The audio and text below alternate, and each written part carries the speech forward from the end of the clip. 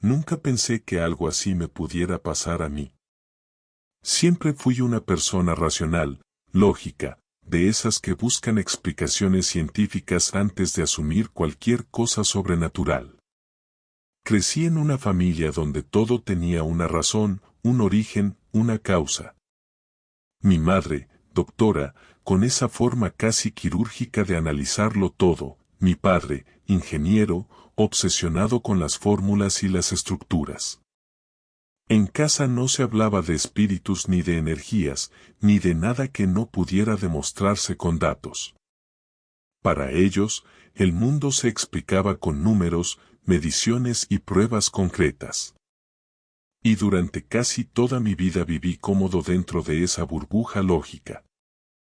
Era un refugio.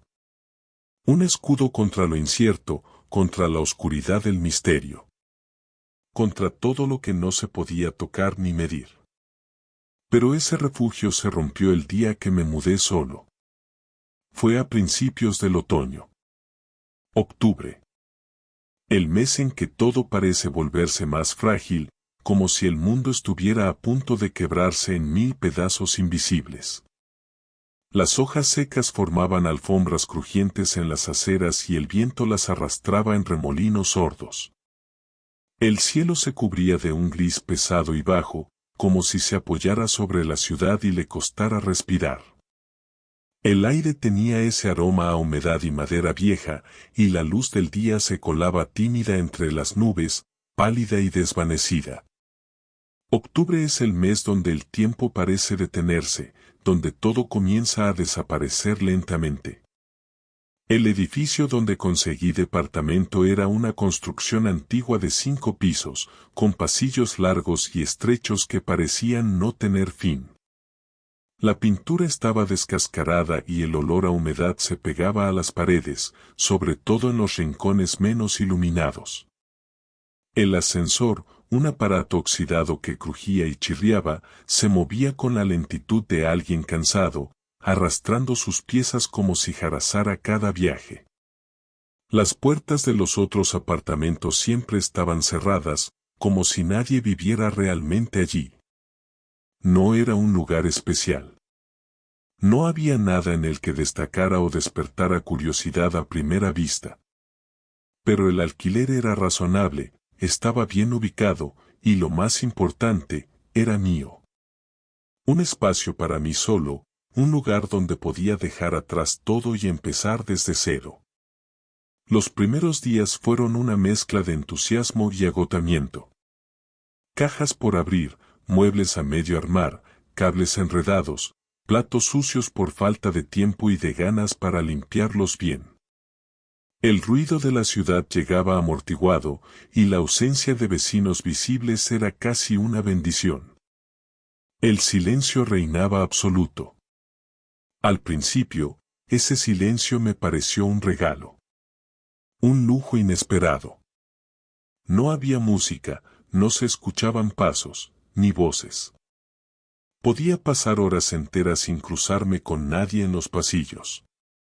Podía permitirme la soledad sin sentirme solo.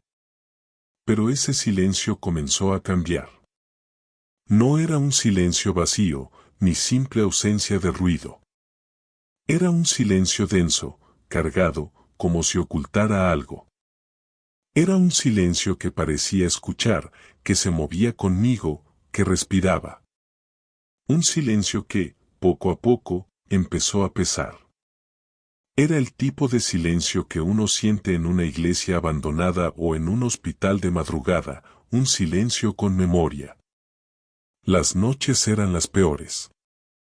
Las sombras parecían más largas de lo normal, como si se estiraran para alcanzarme desde los rincones. A veces, al cerrar los ojos, creía escuchar pasos en el pasillo, pasos lentos que se detenían justo frente a mi puerta, pero al levantarme para mirar no había nada. Mi lógica trataba de imponerse, tuberías, contracciones de la madera, viento colándose por las rendijas. Pero cada excusa sonaba más endeble que la anterior. La noche en que todo empezó a cambiar era un martes, una noche cualquiera. Había trabajado desde casa durante todo el día, pasando horas frente a la pantalla sin apenas levantar la vista. Para las 10 de la noche estaba listo para dormir. Preparé una infusión de manzanilla, puse una película sin demasiado interés y me quedé dormido en el sillón. Me desperté pasada la medianoche, sobresaltado. La televisión seguía encendida, proyectando sombras vacías sobre las paredes, y la taza vacía reposaba en el suelo. Sentí un hormigueo extraño en los dedos de los pies, un cosquilleo que se extendía desde los tobillos hacia arriba, como si mi cuerpo hubiera empezado a cobrar conciencia de algo que mi mente no alcanzaba a comprender. Era una sensación incómoda, visceral, un nudo de alerta sin forma. Me sentí observado. Pero no había nadie. Me levanté para ir a la cama y fue entonces cuando la vi. Una línea de luz se colaba por debajo de la puerta principal. No era la luz blanca y fría del pasillo, sino una luz cálida, dorada, como la que emite una lámpara antigua. La línea brillaba tenue, inmutable, como un hilo invisible que separaba dos mundos. Me acerqué en silencio, sin hacer ruido, y miré por la mirilla. Ahí estaba. Una figura. Parada justo frente a mi puerta. No podía distinguir detalles, solo su forma. Hombros estrechos, una capucha que ocultaba el rostro, brazos largos que colgaban inmóviles a los lados. No se movía. No decía nada. Solo estaba ahí, expectante, esperando.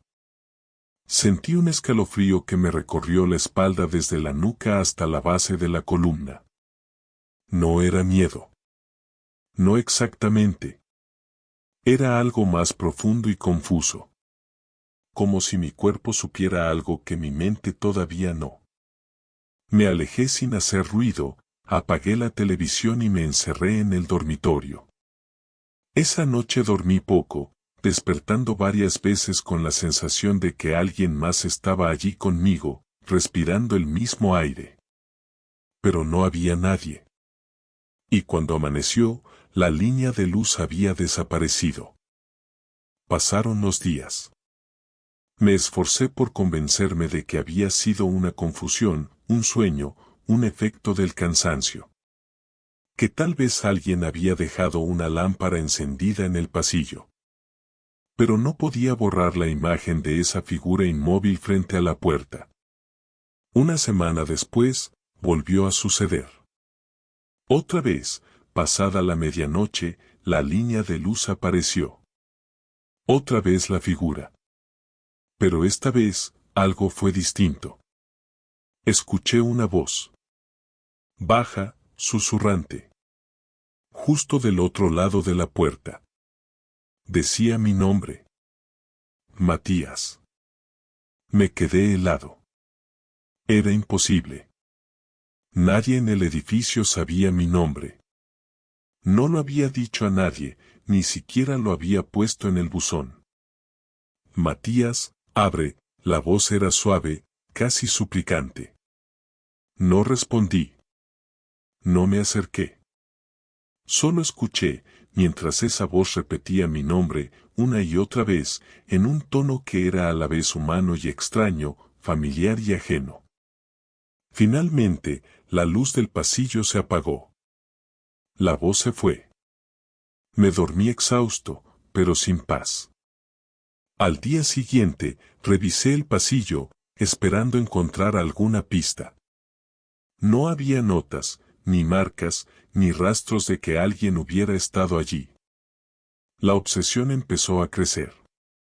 Coloqué una pequeña cámara apuntando hacia la puerta. No era de buena calidad, pero grababa en la oscuridad. Instalé sensores de movimiento. Cada noche revisaba las grabaciones, buscando pruebas, datos concretos. Algo que me ayudara a entender. Pero cada vez me sentía más lejos de la explicación. Una noche, a las 3:17 de la mañana, me desperté de golpe. como si alguien me hubiera arrancado del sueño. Me senté en la cama, notando el aire más denso, pesado, casi tangible. Caminé a tientas hasta la sala y vi la línea de luz.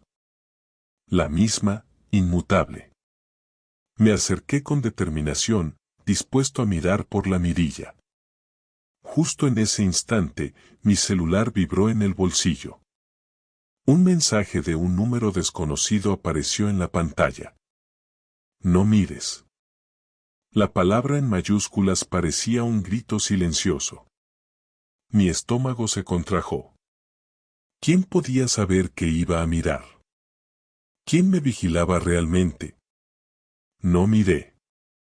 Guardé el celular y regresé al dormitorio sin atreverse a mirar la puerta.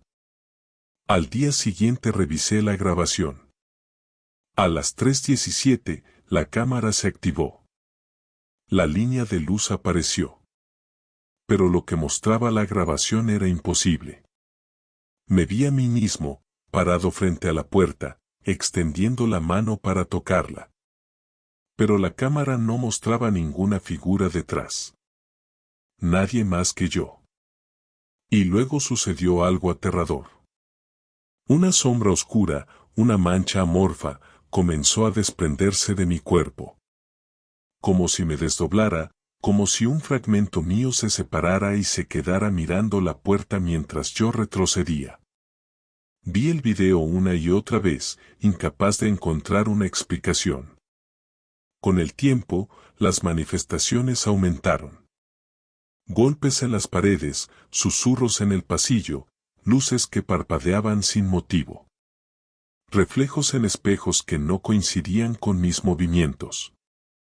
La línea de luz a veces aparecía durante el día, como un recuerdo que se filtraba en mi rutina. Mi departamento comenzó a sentirse menos mío, como si cada objeto me observara en silencio. Como si mi sombra ya no me perteneciera. Fui al médico, me hice estudios, todo en orden. Incluso fui a un terapeuta que me atribuyó el fenómeno a estrés post-mudanza. Pero yo sabía que no era solo eso. Había algo más. Algo que me estaba esperando, algo que se alimentaba de mi incredulidad para hacerse más fuerte. Una noche, tras varias noches sin dormir, decidí enfrentar lo imposible. Me senté frente a la puerta. Sin cámara. Sin teléfono. Solo yo. Cuando el reloj marcó las 3:17, la línea de luz apareció. Y la puerta comenzó a abrirse sola, lentamente, sin ruido. Del otro lado, no había pasillo. No había luz. Solo una oscuridad profunda que parecía absorber la poca luz de mi sala. De esa oscuridad emergió una figura. Era yo. Pero no yo como ahora. Era yo más joven, con ropa distinta, con una mirada triste y vacía. Nos quedamos mirándonos sin hablar. Comprendí que esa presencia no era una entidad extraña. Era un eco. Un fragmento mío atrapado entre tiempos. Una versión de mí que no había logrado salir de un momento, que esperaba ser liberada. Extendió la mano, no para atacarme, sino para pedir ayuda. Yo no la tomé. No porque no quisiera, sino porque sabía que no era el momento. Que esa oscuridad era un umbral. Y que, si cruzaba sin estar preparado, no habría retorno. La puerta se cerró lentamente y el silencio volvió a pesar. Esa noche, al mirarme en el espejo, noté algo aterrador. Mi reflejo sonreía un segundo después que yo. Y supe que la historia no había terminado. Que algo dentro de mí seguía del otro lado, esperando. Pero esta vez, sentí algo más, una certeza oscura, como una semilla. Algo en mí se estaba moviendo. Algo que no quería esperar eternamente del otro lado. Y comprendí, con un frío que me atravesó los huesos, que la próxima vez no sería yo quien observaría a esa figura. La próxima vez, tal vez, sería ella quien mirara por la mirilla, desde adentro.